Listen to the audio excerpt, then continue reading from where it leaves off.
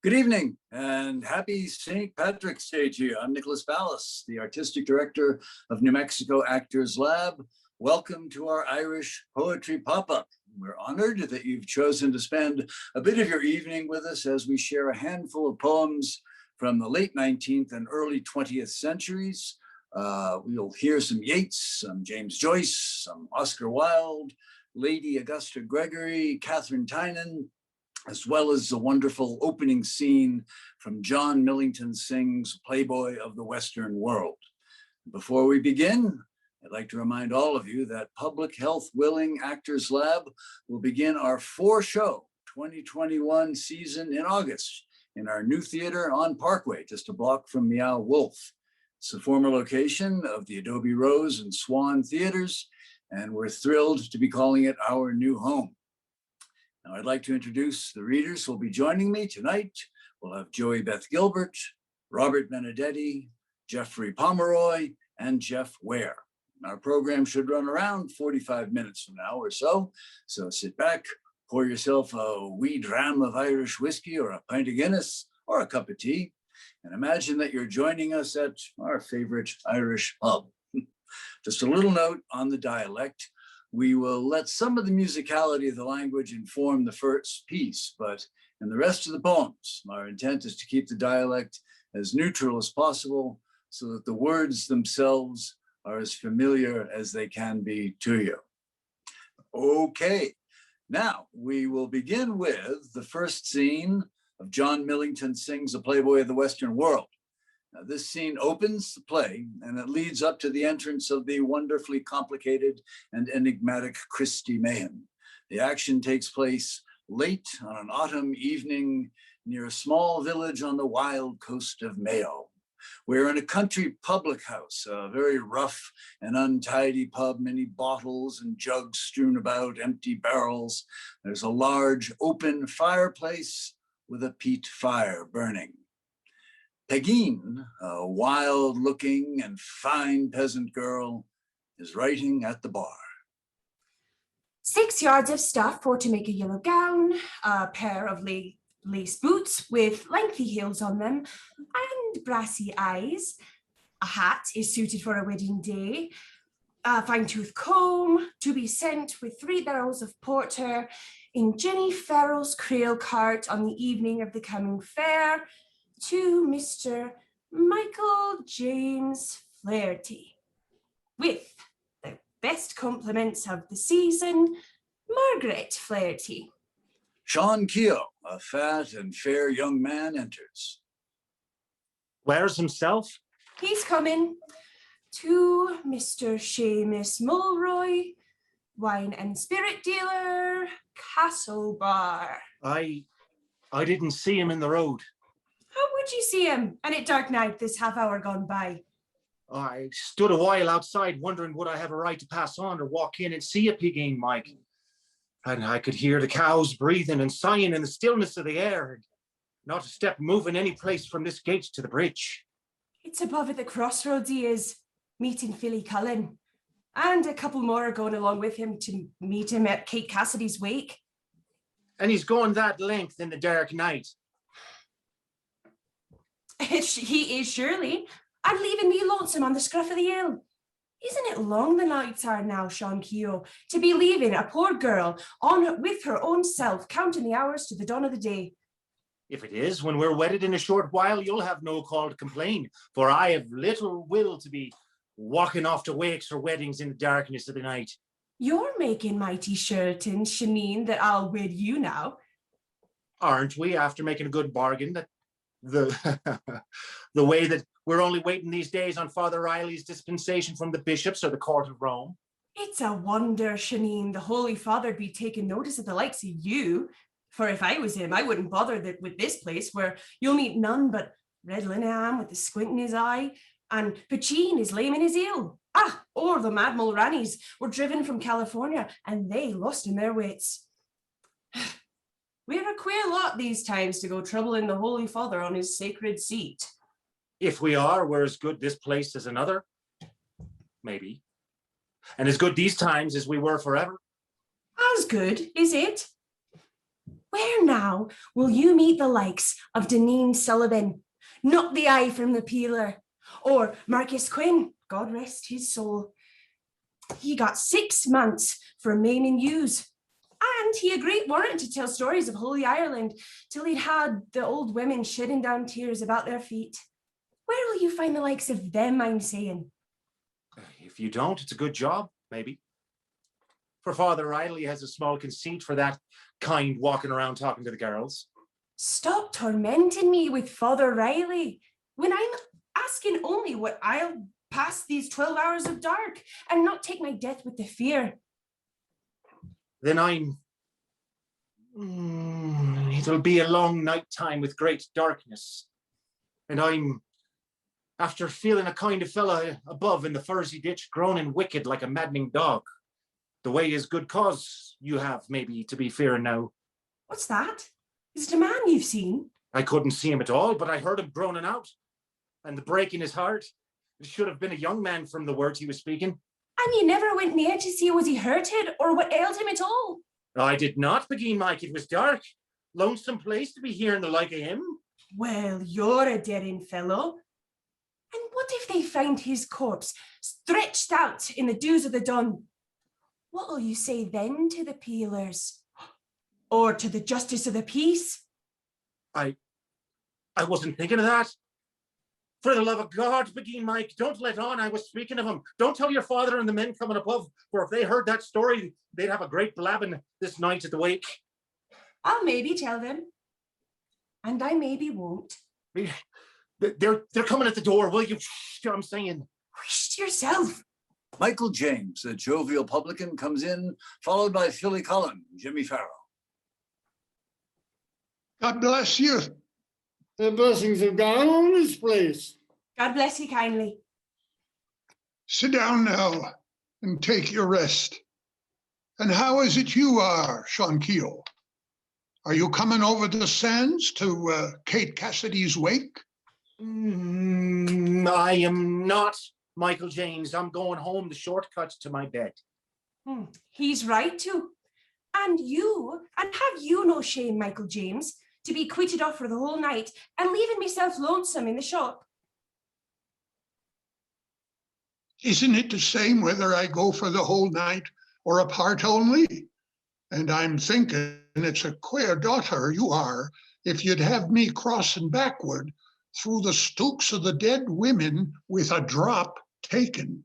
If I'm a queer daughter, it's a queer father'd be leaving me lonesome these 12 hours of dark. And I, piling the turf with the dogs barking and the calves mooing and my own teeth rattling with the fear. What is it hurt you? And you, a strong, hardy girl who knocked the head off any two men in the place.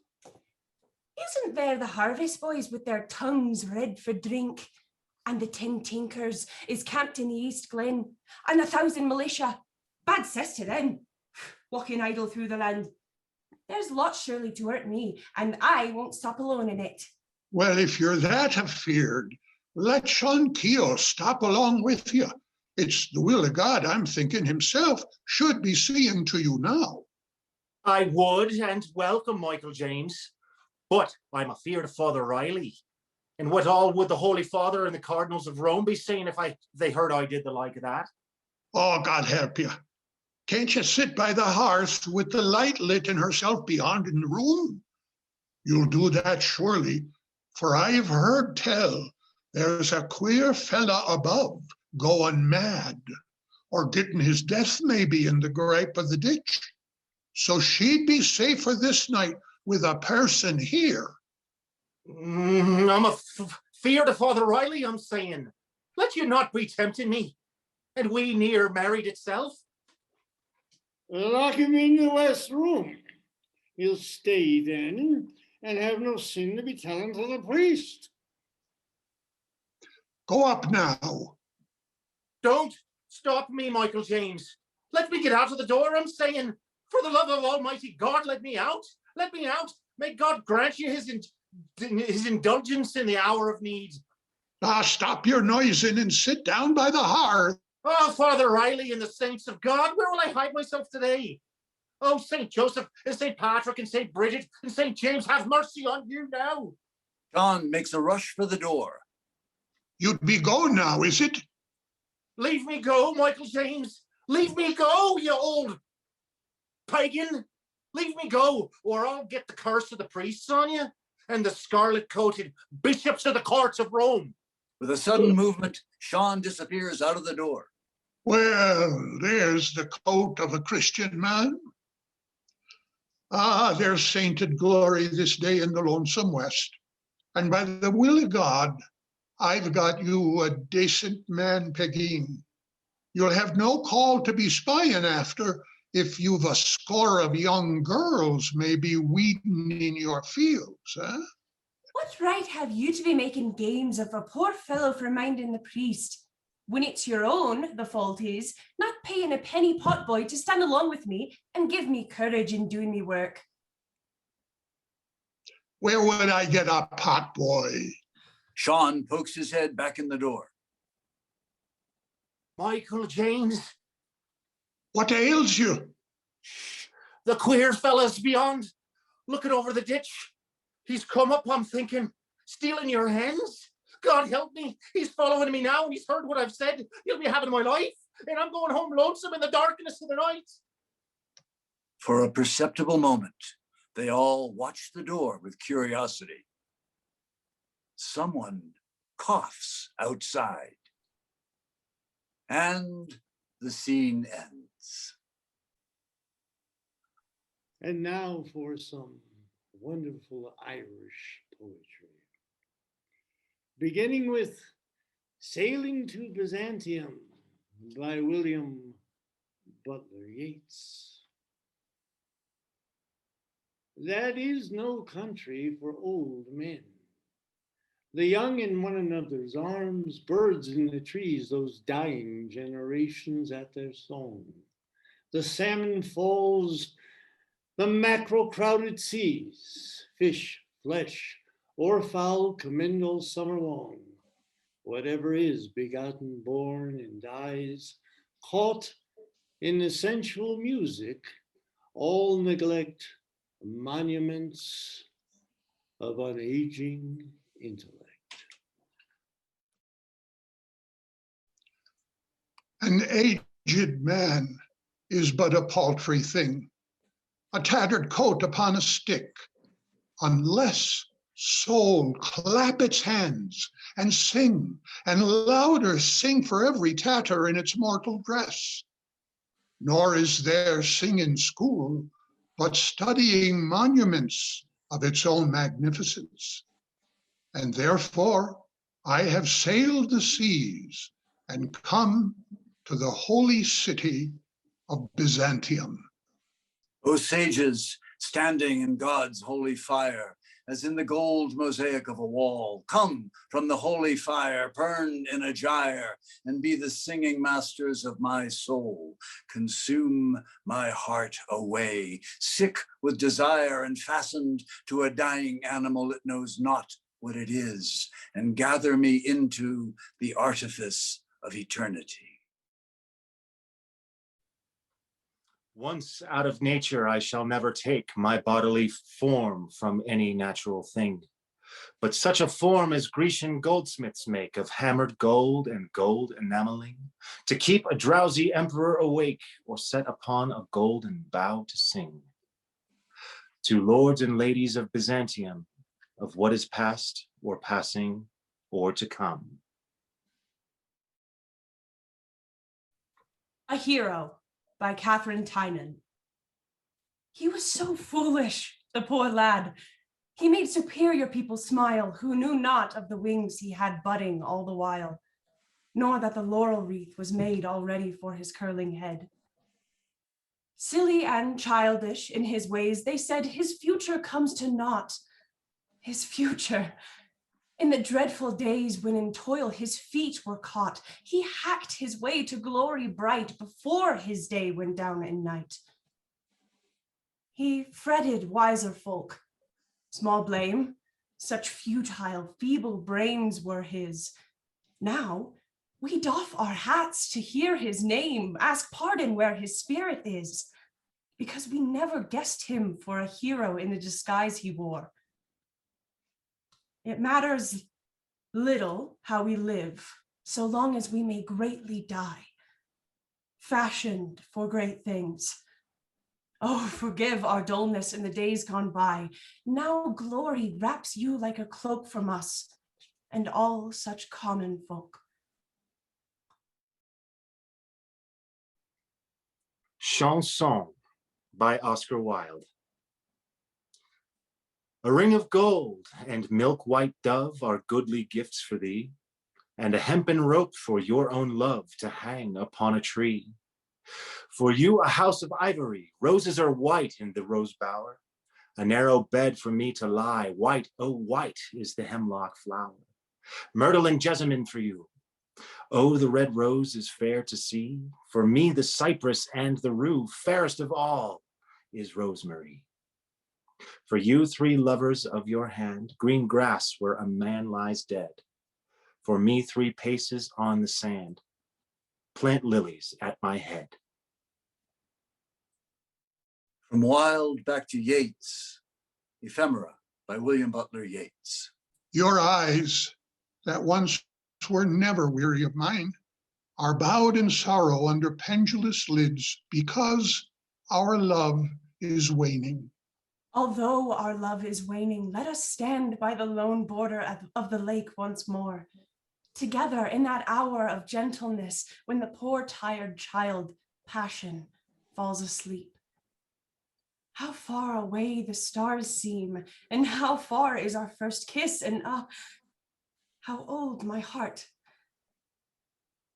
Pensive they paced along the faded leaves, while slowly he whose hand held hers replied, Passion has often worn our wandering hearts.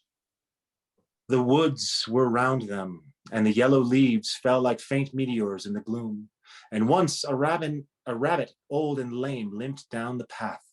Autumn was all over him. And now they stood on the lone border of the lake once more.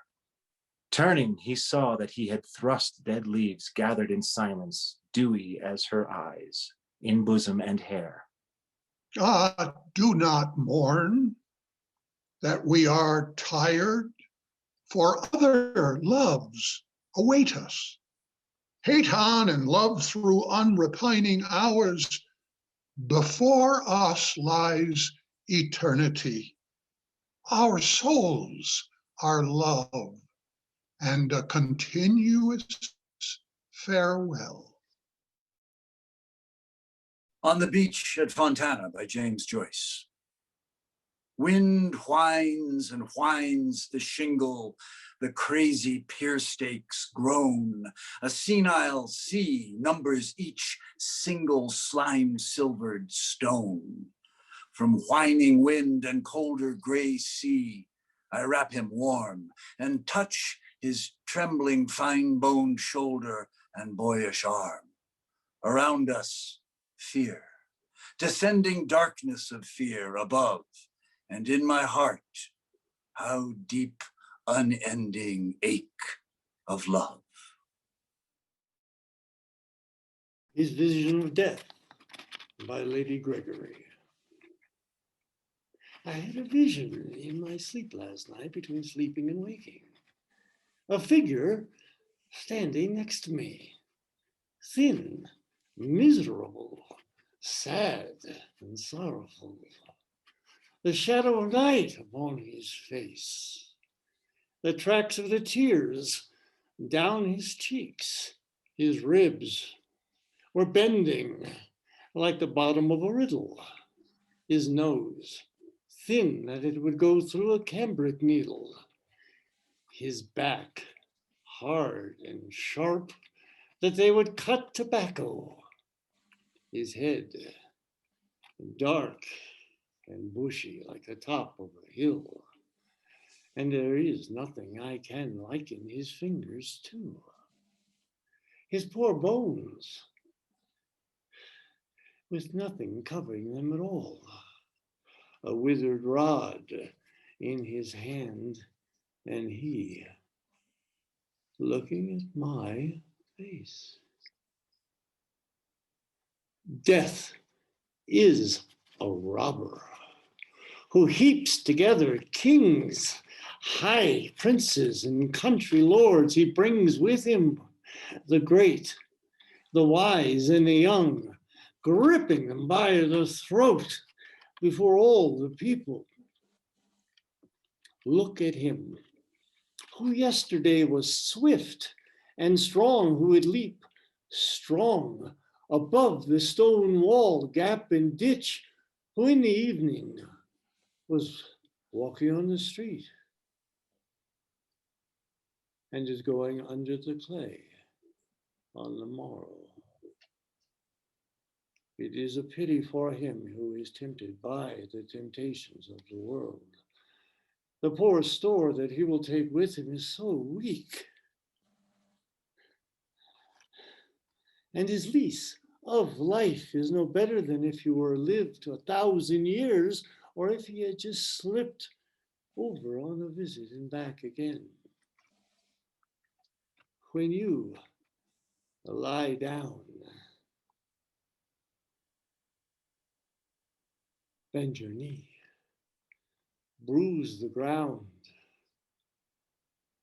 Remember that those things that you take with you, let them pass by, and think that you are traveling to the meadow of the dead.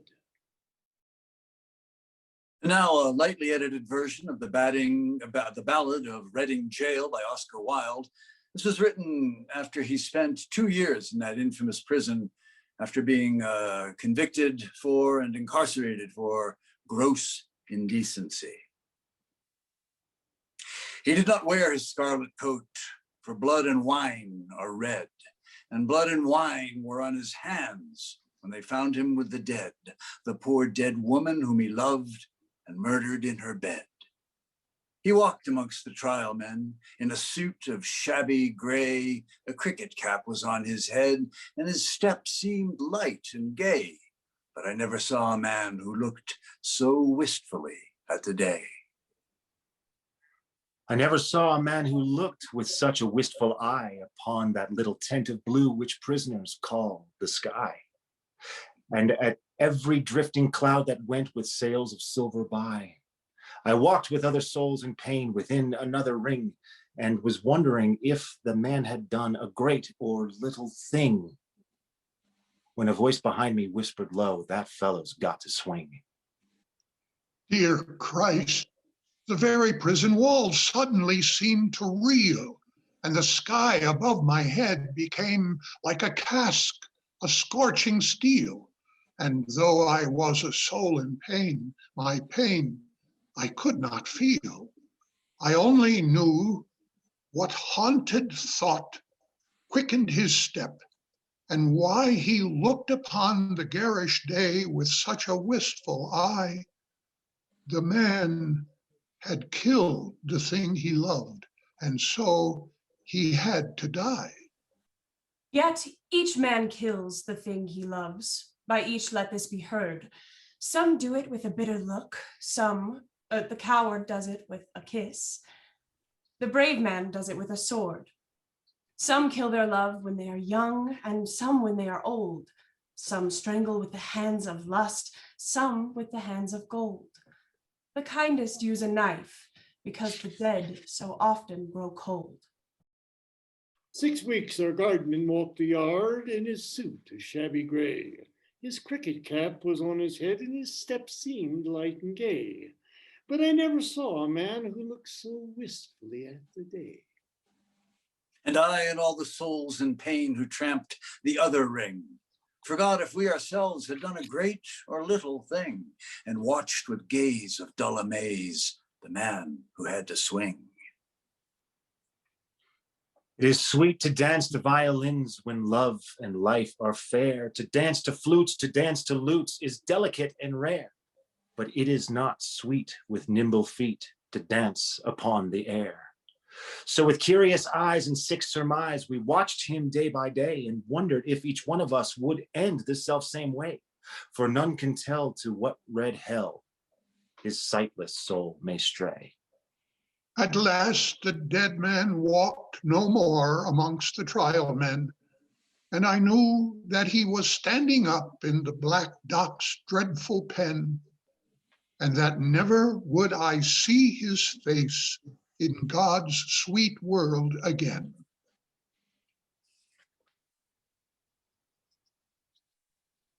In debtor's yard, the stones are hard and the dripping wall is high. So it was there he took the air beneath the leaden sky, and by each side a warder walked, for fear the man might die.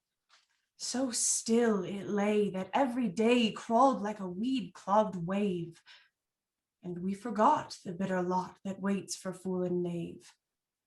Till once, as we tramped in from work, we passed an open grave. With yawning mouth, the yellow hole gaped for a living thing. The very mud cried out for blood to the thirsty asphalt ring. And we knew that ere dawn drew fair, some prisoner had to swing. Right in we went with soul intent on death and dread and doom. The hangman with his little bag went shuffling through the gloom. And each man trembled as he crept into his number tomb. He lay as one who lies and dreams in a pleasant meadowland. The watcher watched him as he slept and could not understand how one could sleep so sweet a sleep with a hangman close at hand. The cock crew, the red cock crew, but never came the day, and crooked shape of terror crouched in the corners where we lay, and each evil sprite that walks by night before us seemed to play. The morning wind began to moan, but still the night went on. Through its giant loom, the web of gloom crept till each thread was spun. And as we prayed, we grew afraid of the justice of the sun. At last I saw the shadowed bars like a lattice wrought in lead move right across the whitewashed wall that faced my three-plank bed. And I knew that somewhere in the world, God's dreadful dawn was red. We were as men who through a fen of filthy darkness grope. We did not dare to breathe a prayer or give our anguish scope. Something was dead in each of us, and what was dead was hope. There is no chapel on the day on which they hang a man. The chaplain's heart is far too sick, or his face is far too wan, or there is that written in his eyes which none should look upon. So they kept us close till nigh on noon, and then they rang the bell. And the warders with their jingling keys opened each listening cell. And down the iron stair we tramped, each from his separate hell. I never saw sad men who looked with such a wistful eye upon that little tent of blue we prisoners called the sky, and at every careless cloud that passed in happy freedom by. But there were those amongst us all who walked with downcast head and knew that if we each had got his due, they should have died instead. He had but killed a thing he lived, whilst they had killed the dead. I know not whether laws be right or whether laws be wrong. All that we know who lie in jail is that the wall is strong, and that every day is like a year whose days are long.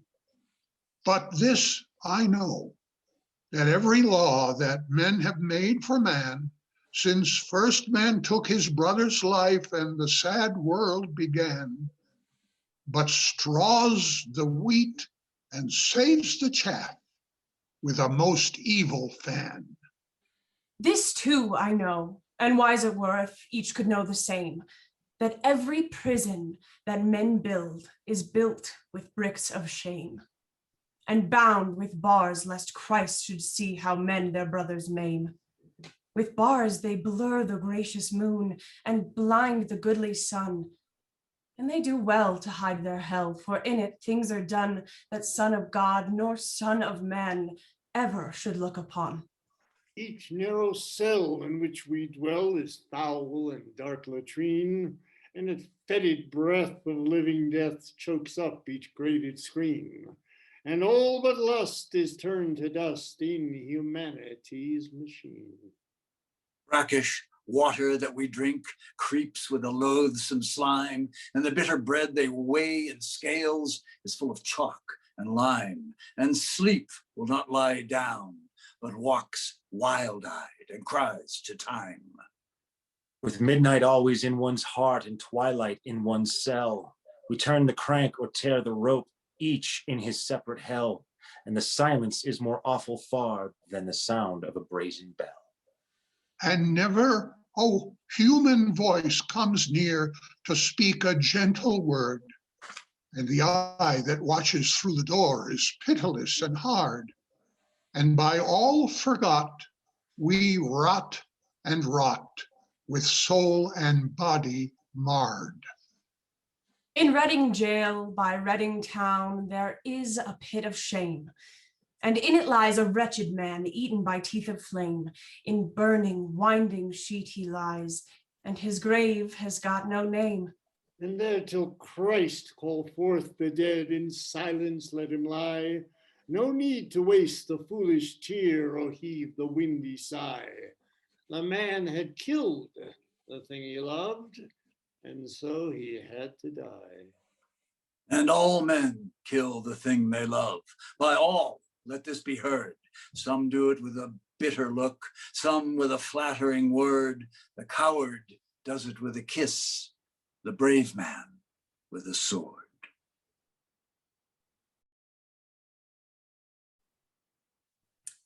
Perhaps a little shift in tone might be in order. Let's move to a much-loved poem by Yates entitled The Lake of Innisfree. I will arise and go now, and go to Innisfree, and a small cabin build there, of clay and wattles made. 9 bean rows will I have there, a hive for the honeybee, and live alone in the bee-loud glade, and I shall have some peace there. For peace comes dropping slow, dropping from the vales of the morning to where the cricket sings. There, midnights all a glimmer, and noon a purple glow, and evenings full of the linnet's wings.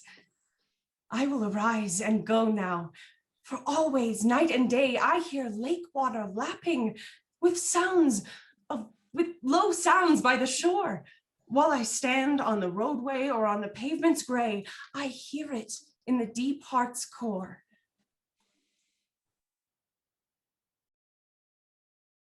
And a little James Joyce, the twilight turns.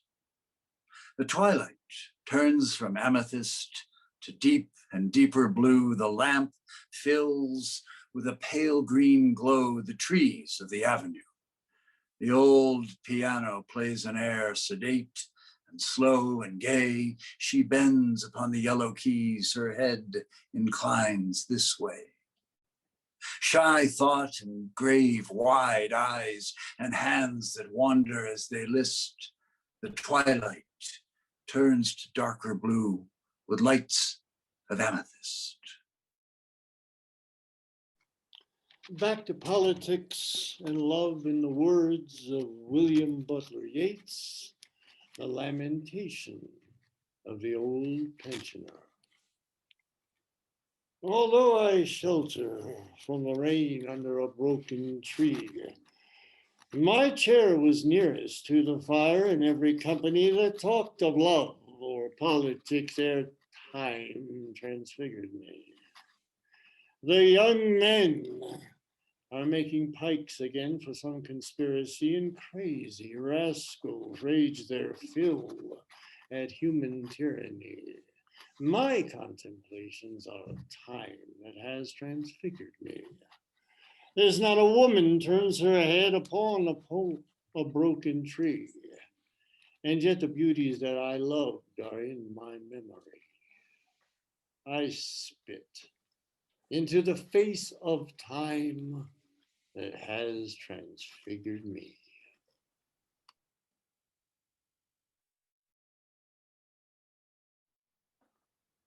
Staying political with Oscar Wilde's Sonnet to Liberty. Not that I love thy children, whose dull eyes see nothing save their own unlovely woe, whose minds know nothing, nothing care to know, but that the roar of thy democracies, thy reigns of terror, thy great anarchies mirror my wildest passions like the sea, and give my rage a brother, liberty. For this sake only do thy dissonant cries delight my discreet soul, who else might all kings by bloody knout or treacherous cannonades rob nations of their rights inviolate, and I remain unmoved. And yet,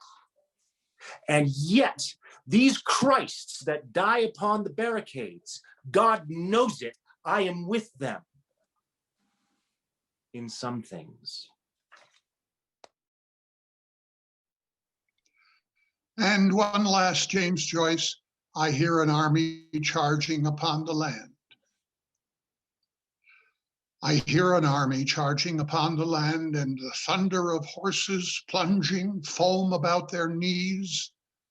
Arrogant in black armor, behind them stand, disdaining the reins with fluttering whips, the charioteers. They cry unto the night their battle name. I moan in sleep when I hear afar their whirling laughter. They cleave the gloom of dreams, a blinding flame clanging upon the heart as upon an anvil. Oh, they come shaking in triumph their long green hair. They come out of the sea and run shouting by the shore. My heart, have you no wisdom thus to despair?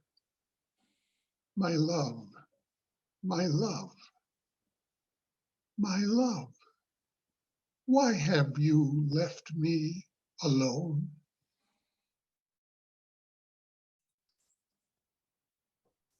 Catherine Tynan was solidly rooted in the formalism of the 19th century, and her beautiful poem, The Foggy Dew, takes us deep into the soul of those who long for Ireland from afar. A splendid place is London, with golden store for them that have the heart and hope and youth galore. But mournful are its streets to me, I tell you true, for I'm longing sore for Ireland in the foggy dew.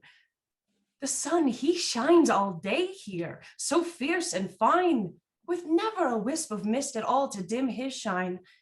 The sun, he shines all day here from skies of blue. He hides his face in Ireland in the foggy dew. The maids go out to milking in the pastures gray. The sky is green and golden at dawn of day. And in the deep drenched meadows, the hay lies new, and the corn is turning yellow in the foggy dew. Mavron, if I might feel now the dew on my face and the wind from the mountains in that remembered place, I'd give the wealth of London if mine it were to do, and I'd travel home to Ireland and the foggy dew.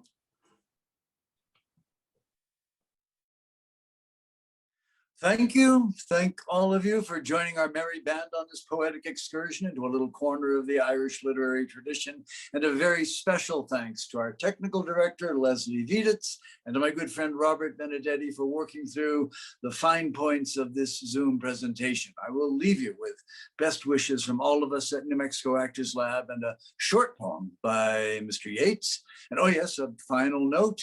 If you're so moved, please navigate over to nmactorslab.com where you can make a donation. And now, William Butler Yeats, A Coat.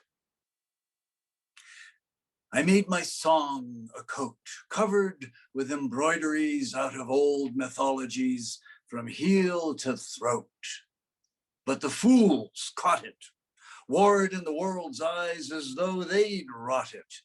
Song, let them take it, for there's more enterprise in walking naked. Thank you. Thank you from all of us. Good night. A pleasant evening. Monty. Be Thank safe on St. you. Patty's Day. Thank Cheers. you.